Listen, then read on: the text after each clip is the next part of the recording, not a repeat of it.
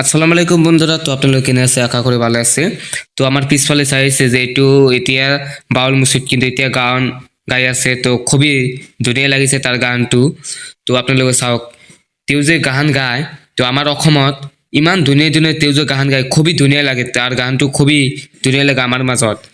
আৰু তাক চাবৰ কাৰণে বিভিন্ন ঠাইৰ পৰা বিভিন্ন গাঁৱৰ পৰা কিন্তু সকলো ৰাইজৰ মানুহ কিন্তু আহি গৈছে। তো চাওক, মঞ্চত কিন্তু এতিয়া কিন্তু মানুহৰ ভিৰৰ কাৰণে কিন্তু এতিয়া জাগা নহয়।